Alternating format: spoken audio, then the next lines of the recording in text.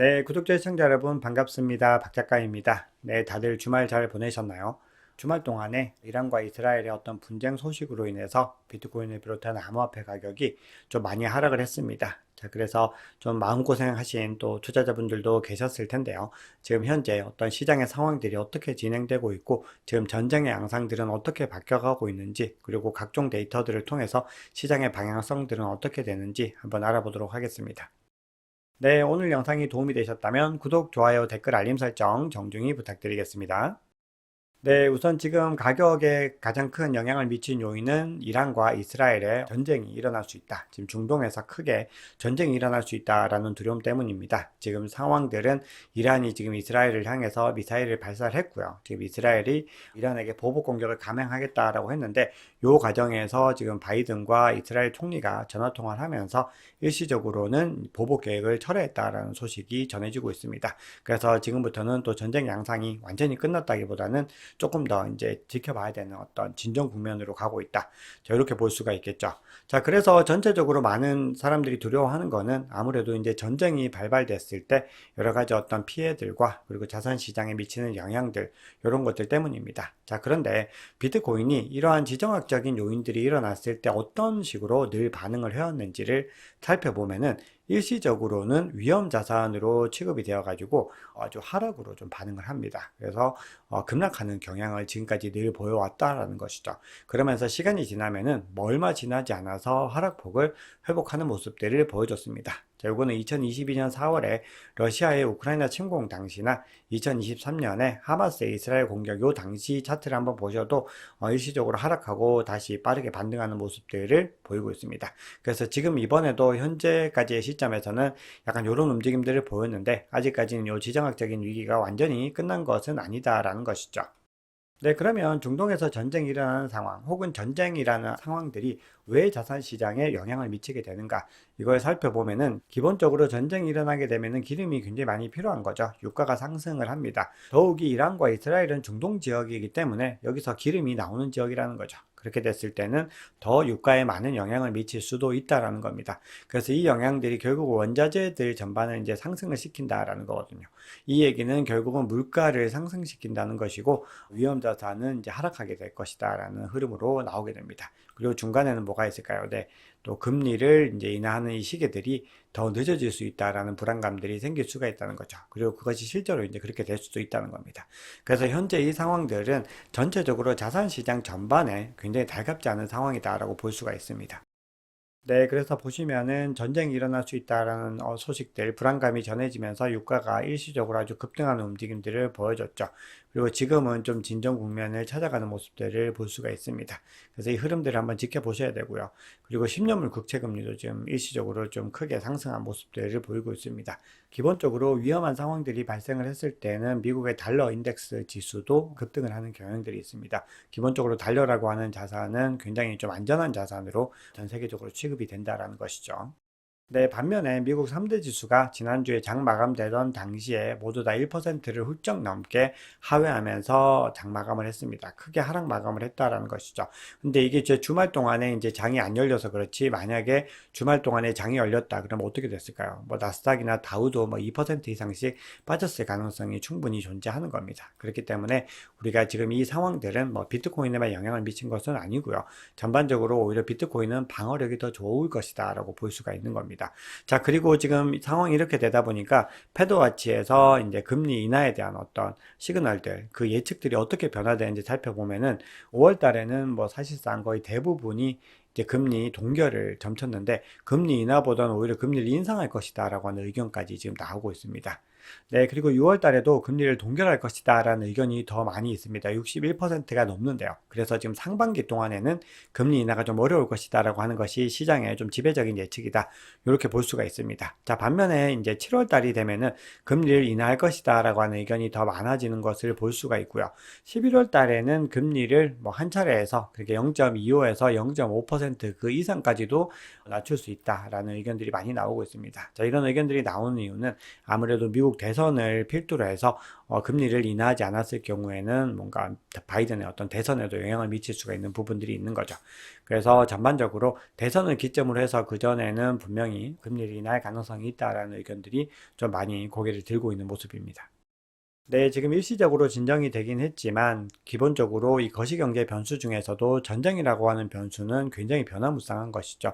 둘의 어떤 협상 관계라든지 확전 양상 이런 것들이 더 번지지 않는지를 갖다가 조금 더 보셔야 될 필요가 있습니다. 그래서 만약에 호르무즈 해협이 뭐 봉쇄되거나 하는 경우에는 유가가 다시 크게 상승할 가능성이 있기 때문에 자산 가격들이 전반적으로 특히 위험 자산이라고 간주되는 자산들은 가격이 상승할 가능성이 있습니다.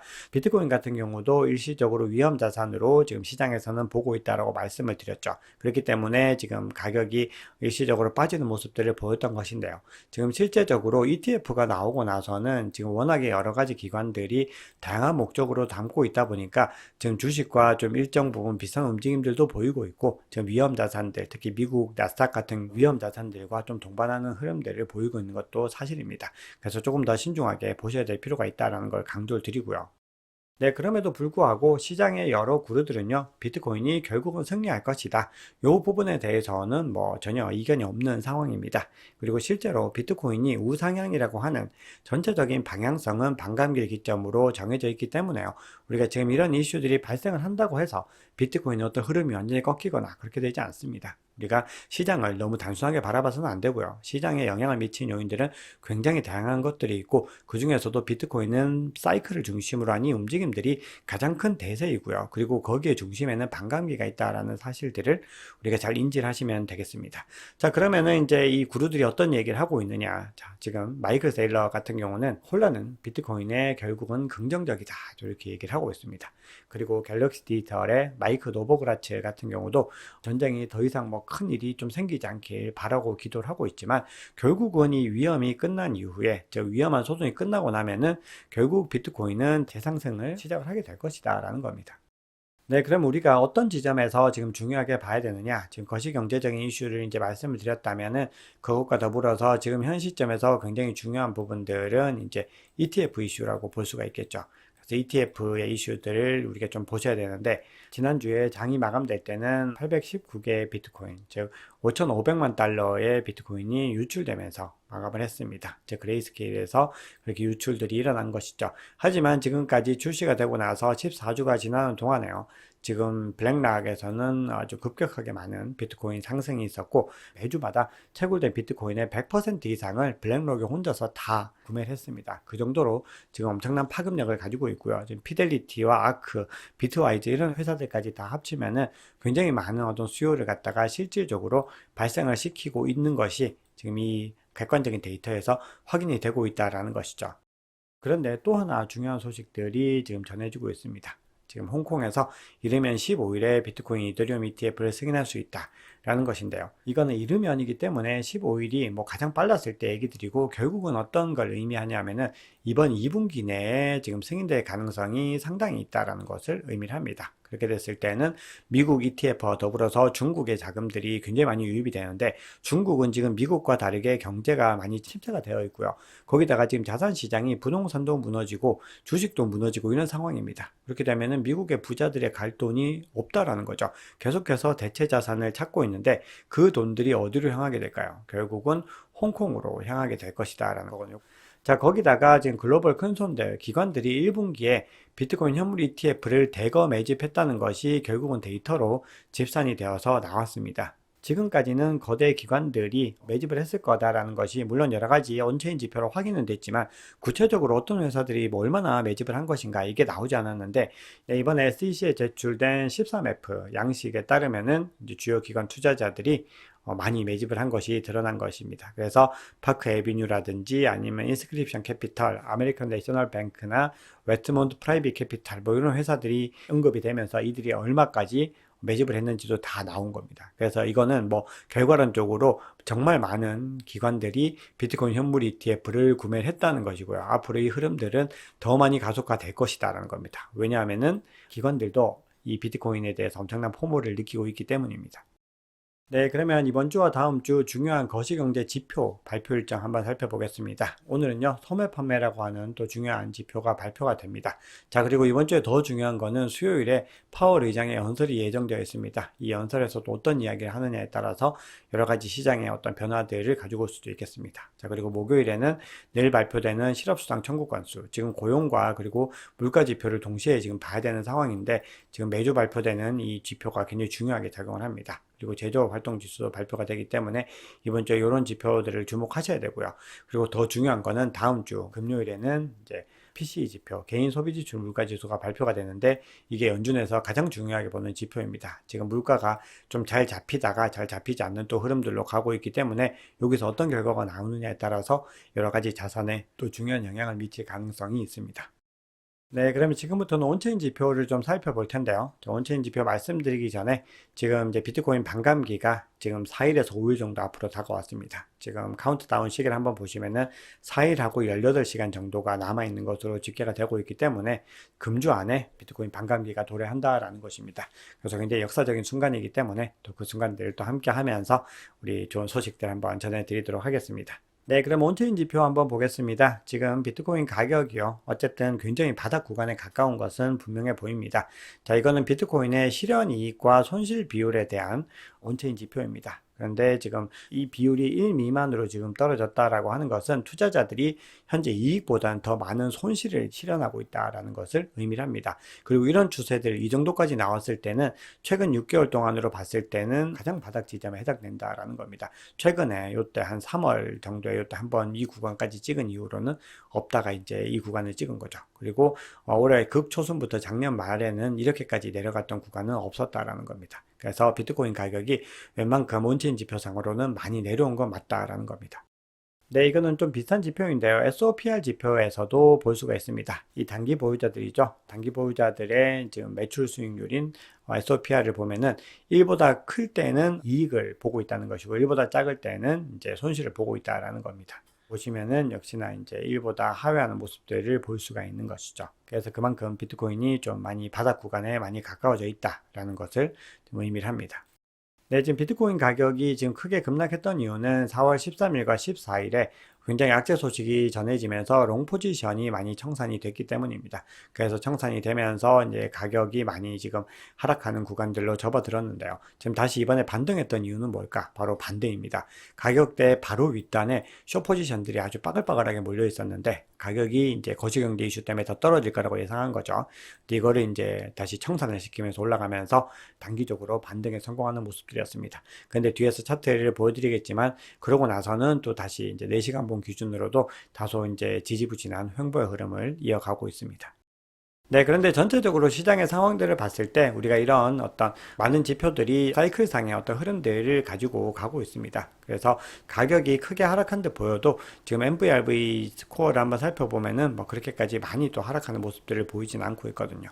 그리고 사이클상으로 과거의 어떤 대세 상승장이 시작되는 그런 구간들과 흡사한 정도의 흐름들을 가지고 가고 있습니다. 그래서 MVRV 지표로 봤을 때는 지금 기본적으로 비트코인 가격이 완전히 저평가도 완전히 고평가도 아닌 어떤 사이클의 전반적인 흐름을 따라서 가고 있다. 이렇게 볼 수가 있겠습니다. 네, 그리고 가격이 일시적으로 크게 조정을 받았음에도 불구하고 지금 보시면은 공포 및 탐욕 지수가 계속해서 탐욕 단계를 유지하고 있습니다. 거기다가 김치 프리미엄도 9%가 넘고 지금 거의 9.5% 가까운 수치들을 가지고 가고 있습니다. 그래서 지금 이런 흐름들을 봤을 때 여전히 투심은 살아있고 많은 투자자들이 지금 현명하게 대응하고 있는 것이 아닌가 이렇게 생각을 하게 됩니다.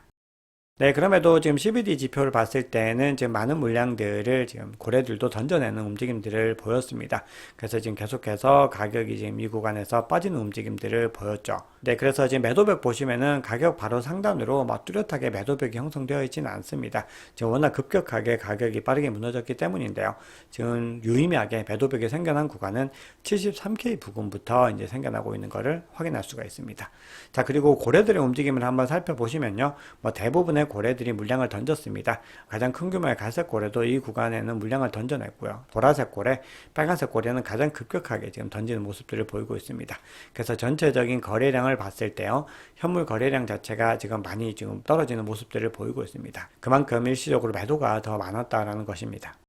네, 그럼 비트코인 차트 한번 보겠습니다. 비트코인 가격이 촬영 시점 기준으로는 65.5K에 머물고 있습니다. 지금 가격 구간이 22MA와 50SMA를 모두 다 이탈해서 지금 볼린저 밴드, 하단 밴드에 딱 걸려있는 모습들을 확인할 수가 있습니다. 그래서 1차적으로 회복해야 되는 건 50SMA를 빨리 회복을 해야 되죠. 66.9K 정도이고요. 그 상단에 68K 부근에 22MA까지 빠르게 회복을 하고 상승을 해야지 전체적으로 어떤 추세의 힘을 더 받을 수가 있습니다.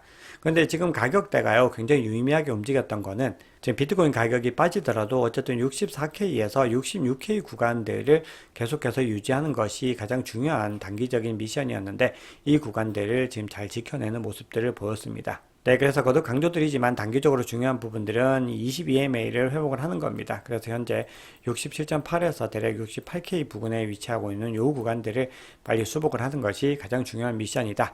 이렇게 볼 수가 있습니다.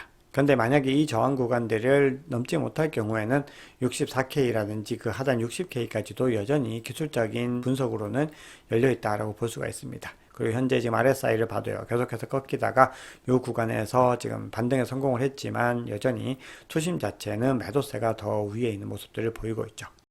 네, 4시간 봉으로 봤을 때도 좀 비슷한 흐름들을 보이고 있습니다. 이 구간에서 숏포지션 물량들이 청산이 되면서 반등을 했지만 다시 조금씩 빠지면서 횡보의 흐름들을 좀 이어가고 있는 움직임을 보이고 있습니다. 그래서 여기서도 1차적으로 22MA를 탈환을 해야 됩니다. 여기서는 22MA가 대략 66.8K 정도 부근에 머물고 있는 모습들이고요. 그리고 이제 22MA까지 탈환을 해야 되는 부분들인 거죠. 그래서 1차적으로 이 구간들을 넘어서고 나면은 추세가 어떤 전환되는 흐름들로 가기 위해서는 70K를 넘겨야 되는 부분들이 중요합니다. 그래서 70.2K를 넘기고 그 다음에 전고점이었던 73.7K를 회복하는 요 순서대로 이제 가야 되는 거죠. 그런데 아직까지는 좀 가야 될 길은 다소 멀다라고 볼 수가 있습니다. 그런데 우리가 이 비트코인의 어떤 특성상 또 응축되는 기간들이 있다가 뚫고 올라갈 때는 한 번에 가파르게 뚫고 올라가는 흐름들을 보일 수 있거든요. 그래서 우리가 중요한 구간들에서는 꾸준히 DCA를 통해서 비트코인을 이제 매집하는 전략들을 가지고 가는 것이 도움이 됩니다.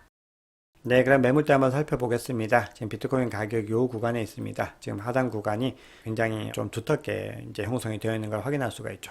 바로 요 가격대 요 구간들에 해당이 되는 겁니다. 그런데 상단에서 요 구간을 이제 돌파를 하고 나면은 여기서부터는 굉장히 두꺼워지는 걸 확인할 수가 있습니다. 그래서 요 구간들이 이제 요 구간들을 의미하거든요. 요걸 넘고 나면은 굉장히 두텁게 지금 매물대가 형성이 되어 있는 것을 URPD 상으로도 확인할 수가 있습니다. 그래서 기본적으로 지금 70K를 넘어서는 이 구간들을 잘 넘어서야지 그 다음 구간들을 더 효율적으로 갈 수 있다는 걸 확인할 수가 있죠. 그래서 지금 시점에서는 좀 반등이 나오더라도 우리가 시장을 조금 더 신중하게 바라볼 필요가 있는 부분들이고요. 만약에 전체적으로 우리가 판단을 하기가 좀 어려우신 분들은 계속해서 DCA를 갖다가 주 단위로 진행을 했을 때 우리가 그런 여러 가지 어떤 변수들을 최대한 다 흡수할 수 있다는 것을 강조를 드리겠습니다. 네, 오늘 준비한 이야기는 여기까지입니다. 여러분 오늘 영상이 도움이 되셨다면 구독, 좋아요, 댓글, 알림 설정 정중히 부탁드리겠습니다. 지금까지 박 작가였습니다.